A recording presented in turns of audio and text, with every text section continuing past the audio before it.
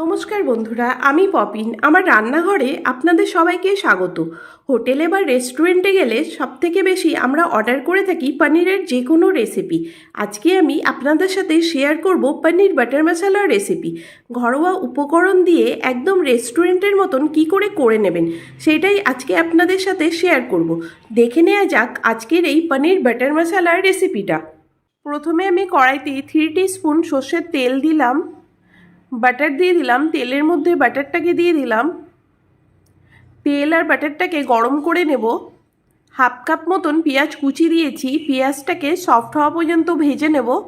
যখন দেখবেন পেঁয়াজটা সফট হয়ে গেছে তখন কড়াইয়ের এক সাইডে পেঁয়াজটাকে করে দেব। পেঁয়াজের থেকে তেল বেরিয়ে আসবে, এই তেলের মধ্যেই হাফ টিস্পুন গোটা জিরে, লবঙ্গ, ডালচিনি, ছোটো এলাচ, 3টে তেজপাতা দিয়ে ফ্রাই করে নেব। যখন দেখবেন গোটা মশলার থেকে সুন্দর গন্ধ বেরোতে শুরু করবে তখন পেঁয়াজের সাথে সব কিছু একসাথে মিশিয়ে ফ্রাই করে নেব। পেঁয়াজটাকে গোল্ডেন ব্রাউন করে ভেজে নেব। পেঁয়াজ যখন সফট হয়ে যাবে তখন পেঁয়াজের মধ্যে 1 টিস্পুন আদা বাটা দিলাম, 1 টিস্পুন রসুন বাটা দিলাম। আদা রসুনটাকে পেঁয়াজের সাথে দিয়ে কষিয়ে নেব।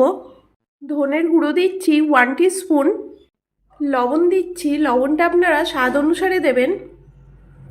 হলুদ দিলাম, টমেটো পেস্ট দিলাম। টমেটোটা পেস্ট করার সময় আমি কোনো জল ব্যবহার করিনি, জল ছাড়াই টমেটো পেস্ট করে নিয়েছিলাম। যতক্ষণ মশলাটা কষানো হবে আমি আরেকটা অন্য প্যানে পনিরগুলোকে ফ্রাই করে নেব। একটা প্যান নিয়েছি, প্যানের মধ্যে তেল দিয়ে বাটার দিয়ে দিলাম। এর মধ্যে লবণ, হলুদ, লঙ্কার গুঁড়ো দিয়ে দিলাম। লবণ, হলুদ, লঙ্কার গুঁড়ো দিয়ে মিশিয়ে নেব। তারপরে আমি এক এক করে পনিরগুলোকে মশলার মধ্যে দিয়ে দেব। গ্যাসের ফ্লেমটাকে লোতে করে নেবেন, নাহলে মশলাগুলো পুড়ে যেতে পারে। উল্টে পাল্টে পনিরগুলোকে মশলার সাথে ফ্রাই করে নেব। পনির খুব বেশি ভাজার প্রয়োজন নেই। পনির যখন অল্প অল্প ফ্রাই হয়ে যাবে তখন এর মধ্যে আদা কুচি আর কাঁচা লঙ্কা কুচি দিয়ে দিলাম। আদা আর কাঁচা লঙ্কাটাকে পনিরের সাথে মিশিয়ে নেব।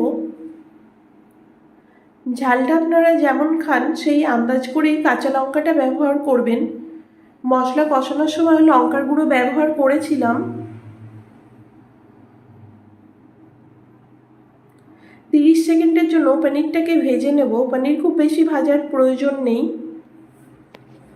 টক দই আর কাজু বাদামের পেস্ট দিয়ে দিলাম। 10-12টা কাজু আমি দইয়ের সাথে দিয়ে পেস্ট করে নিয়েছিলাম। সমস্ত মশলা এখন একসাথে কষিয়ে নেব। 1 টিস্পুন কস্তুরি মেথি দিলাম। কস্তুরি মেথিটাকে মশলার সাথে কষিয়ে নেব। অল্প একটু চিনি দিলাম। ভেজে রাখা পনিরগুলোকে দিয়ে দিলাম। মশলার সাথে পনির কষিয়ে নেব।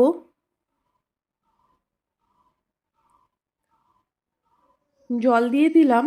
আপনারা গ্রেভিটা যেমনি রাখতে চান সেই আন্দাজেই জলটা ব্যবহার করবেন। আমি 1 কাপ মতন জল দিয়েছি। মাঝে মাঝে তরকারিটা একটু নাড়িয়ে চাড়িয়ে দেবেন যেন নিচে না লেগে যায়।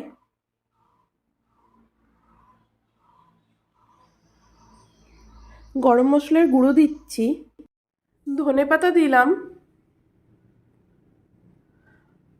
ধনেপাতাটা দিয়ে তরকারির সাথে মিশিয়ে নিচ্ছি।